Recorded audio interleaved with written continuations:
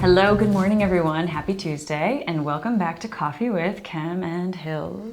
Yay! How's your morning so far? It's been busy. Yeah, you're busy. I don't even know why I bother asking. I feel like that's my go-to response these days is just, I'm busy when people ask me how I'm doing because it's the truth. Oh my gosh, you do have a lot going on. I can attest to that. It's impressive. But, it's all good things, which is the important thing. That helps motivate the energy to continue, Yeah. But it's like, then yes, you do have to find the times, if you can, to rest and watch the Olympics, right? That's what you like the rest part's not in there, but watching the Olympics is in there. It's just while I'm multitasking on your yes. Because it's never, we can't just lay back and watch the Olympics, right? No, that doesn't exist. That's not a thing. It's like so hard to think about just watching TV or just watching a movie. Yeah. It always has to be, getting this project done or working on this. Or even getting your brain to turn off long enough to do that, because then it's like something pops in your head and you're like, oh shoot, I have to do that. Right. Or just like scrolling on social media and you're like, no, I should be able to just focus on one media at a time. But no, I'm doing at least two. Yeah. What about you? Our devices, they've turned us into monsters. Ooh. We're all over the map now, I swear. I mean, my morning was fine. It's like a zoo, it's always a zoo in the morning. Like Tam and I both getting ready for work and, and the baby and then us saying, can you just take her for a second? Right. Can you take her for a second? And I'm like, okay, maybe we need the babysitter to come a few hours earlier. You know what I mean? The struggle is real, getting everybody ready in the morning and trying to get out the door. Oh, man. It is so real. It is kind of funny in our house. And before I left, I was like, I walked up to my husband and I go, let's be friends, okay?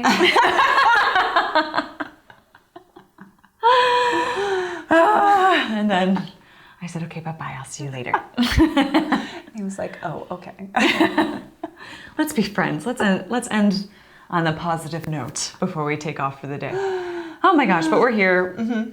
We've arrived. We have some fun hot topics today. Some scary ones, but fun ones that a lot of people might be familiar with, because we're going to be talking about online romance scams, which is a hot topic right now because of the Tinder Swindler documentary that's on Netflix right now. Right. That I watched before I even knew we were talking about this. And Valentine's Day was just last week, so it's definitely hot. Romance is on people's minds. Yeah, we didn't want to bring the mood down on Valentine's Day. This topic could be triggering for some people, so we just saved it for the next week because... Exactly. Because we love around here. Yeah, we want to spread positive vibes around love, not how you might be scammed by someone on the internet. Right. Making you feel loved. I think it's interesting that they use gifts to lure in their prey, often with the money from their previous prey, right? Which you learn about on the documentary, this Tinder Swindler, this guy specifically. That's what he does. It's a big chunk of change. Yeah, so I haven't watched the documentary yet, but... Right, because as we talked about, there's no time for that. But the article did kind of mention who he was. Yeah.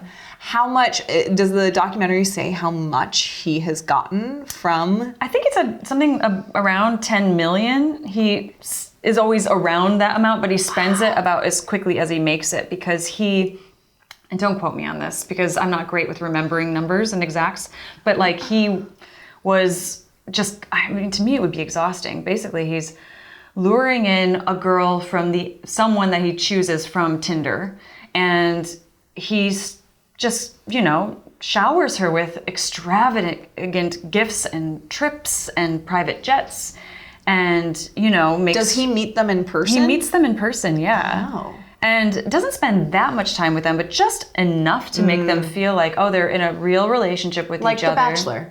Yes. And then, basically. But he makes them believe that he has, a job that there could be some life-threatening potential. I don't even know how to explain this well. Okay. All right. He would send fake pictures of his bodyguard with bruises and all bloody and saying that, he's in trouble and he needs money and it has to be from like an outside source. And he would just set up these ridiculous situations saying like, I need your help. We're going to be married someday. And like, it's just, it's out of control. I'm explaining this horribly. You need to watch the documentary. But anyway, these girls will then, take out loans and, send him all of this money. And then all he'll be doing with this money is then moving on to the next victim. So he uses that money to jump around to each victim. It's nuts. And he uses social media. He has a page that they can visit that looks legit. But that's the part where I'm like, how does he get away with it? Because he must have a million different pages that he's using, right? Well, you have to keep track of it. That was the interesting thing that I thought is that the article mentioned how they have journals that keep track of like their individual marks, so that they can understand how to manipulate them better. Or Martha from New York City said that her father died in 1994, and so they'll write that down so that they can understand. Right. So that's why, giving away too much personal information can put you in a more vulnerable position with these people, because that's what they're looking for. They're looking for somebody where they can really kind of, look into your profile and pull from whatever you've posted to get you. So scary. It's really scary. And sad. It is. The fact that they seek out the most vulnerable people as well is that part's really messed up. But this is why we didn't talk about it on Valentine's Day. So the moral of the story is, if somebody asks you for money that you're dating, be very careful about loaning it to them. Make sure you check one of the things that they said, to search the profile picture to see if it had been used multiple times or if it's like a stock photo. You can put it through a Google search to see if it's a stock photo. I've never done this before. I know. Thank goodness I didn't have to do this. Like, online dating was just starting when I got out of the dating game. Same, actually. That's, I've never done the online dating, but my sister has, and I used to play with her Tinder for fun, and I keep swiping. Yeah. What is it, right? If you're like, I'll take it. Yeah, and then I'd get like a match, and then I'd write someone, and she'd be so annoyed. I'd be like, I think we'd make a great couple. That's great. Yeah, I'm horrible. Man. It's like a game. It's so it's gamified dating. I could see how it would be addictive, because you're like, what else is there? Right. If I found this one, what else is there? Yeah. It's like walking into a candy store. It's weird. But now we know you can't trust everyone on the internet. I think everyone already knows that. But yeah. There was also an article from Business Insider talking about beware of romance scams. And they talk about the tricks, and then as well how to protect your money while online dating. But before we dive into this next topic, we're going to take a quick commercial break, and we will be right back.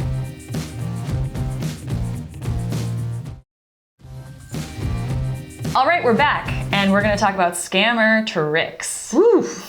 Romance scammer tricks. Yes. And how to prevent them. Yes. So, scammer might make a fake online profile or assume someone else's identity on a dating site. Obviously, right? So that's what you have to... I think in general, if someone messages you, don't assume...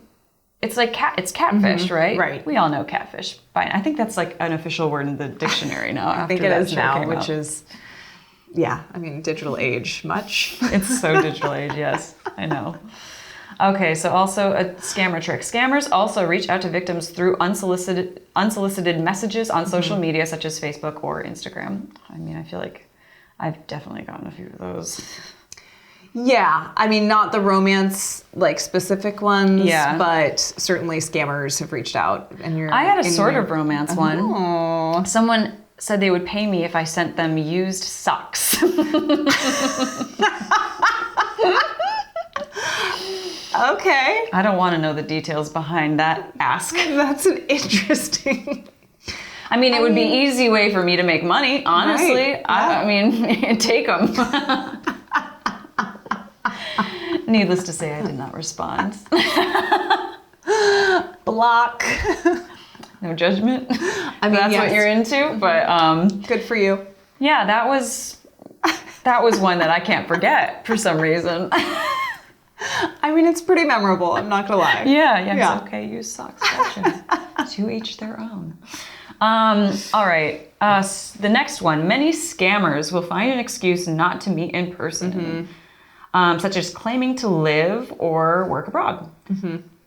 Yeah. I mean, you see that on Catfish all the time. Well, I used to watch Catfish all the time, before I was a mom, married, working. When all you that had stuff. time. Yeah. Yeah. And that's what they would be like, they would go to extremes and be like, oh, this, they couldn't meet up that time because my grandma passed away, or I don't know, it would be sometimes like really over the top excuses too. Not even just that they like live somewhere else or whatever. Well, and right now it's super easy to say that you can't meet up with somebody because of any COVID restrictions, whether it's travel restrictions or just scammers are using that. They're hot and heavy. They're worried on that. about Omicron or whatever the case may be. So it's super easy to. Yep. And people are more lonely right now. A lot of people were quarantining by themselves for a year. I mean, when the whole lockdown happened. And so, yeah, this was probably a very, marketable time for scammers. And they say that this number of $1 billion in 2021 is probably low because most people don't actually report it. I know. Because they feel ashamed that they've been taken advantage of. Yeah. Which is understandable, but also super sad. Yeah. And it is important to report it so that the FBI, because it's typically, fraud and money laundering charges that would be filed, can, start tracking these because unfortunately, you're probably not the only victim. There's multiple victims out there for just one scammer. Right. So if you do go and you say something, you're probably helping out a number of other people who are being scammed by this person. Yeah. Ugh. They said that the median loss is about $2,400. Yeah. But the scammers have now gotten into crypto. Oh, yeah. And the average loss for crypto is almost triple that is more than triple that at $9,800. Because it's harder to track, right? It's harder to track. Yeah. People are, I guess, typically possibly wealthier if you own crypto. Yeah. So you're more likely to give more money. Right. But just really sad. And it is older really sad. older victims on average lose $9,000. It's just terrible. Just the fact of who they're targeting and why. It's just, I don't understand how people can be so horrible. So, okay, we have ways to protect your money while online dating. Again, this might sound a little self-explanatory, but you never know.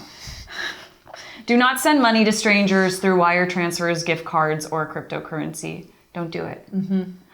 You know what? That's not fair of me to say because you could feel like you have a closeness to somebody and then they could say they really need your help with something. And as empathetic humans, you might want to help someone that you care about, and that completely makes sense. But if they're asking for it through a wire transfer, gift cards, or cryptocurrency, that is a red flag. Just don't do it. Don't do it. Yeah. Okay, never send money to or accept investment advice from someone you have not met in person. Now, I don't know, in the Tinder Swindler, he was meeting people in person. Right. So, I don't know.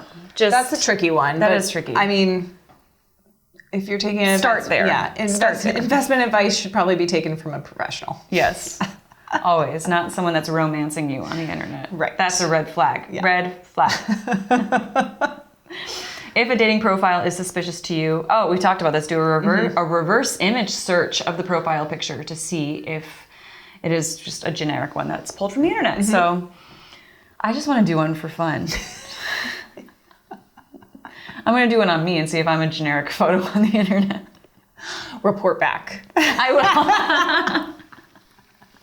I'd be very intrigued. I would too if it comes up. Yeah, I'd be like, wait a second. Although it might be weird if other people are using your profile or something like that. Doing that. I mean, that's part of catfishing. Right. Right? Yes. Stealing identities. Right. Well, I mean, I learned a lot today about the scammers out there in the world romancing us, whining and dining us with lies. Lies.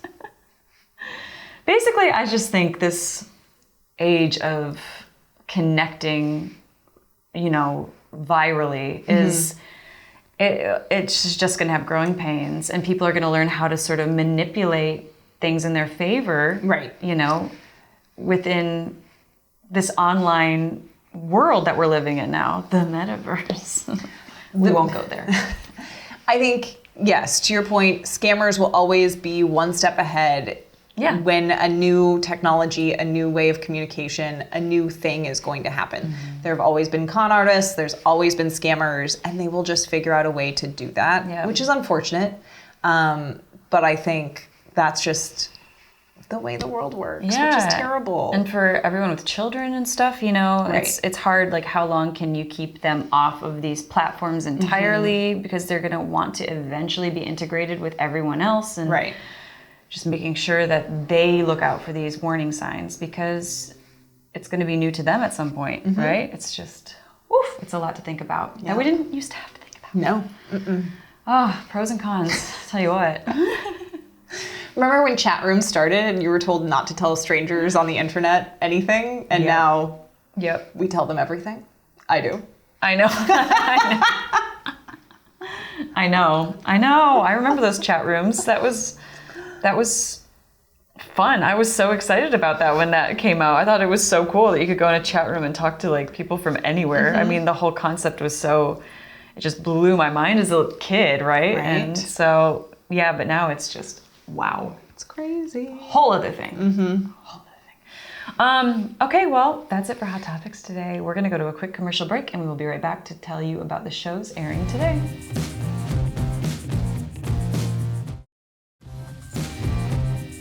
Hello and welcome back. Today on Mortgage Q&A with AJ, we learn if it is in our best interest to pay our mortgage off faster. The answer may seem obvious, but there may be more variables than you think, and AJ walks us through that. Today on Cunningham Legal, Jim goes into what you should and shouldn't do with your inheritance. So before you make any big decisions, let Jim guide you through the best, most lucrative approach. Today on Elder Needs Law, Jason interviews Liz Bicknell and Kim Roca, who uncover free memory training resources that are available to Medicare recipients. And that is it for another episode of Coffee with Kim and Hills. Please check out all of these episodes and more on Roku, Amazon Fire TV, Apple TV, or on your phone. We have a free app for iOS or Android. Free. Thanks again. So watch it on the go. Please do. Thanks again for joining us. We'll see you tomorrow.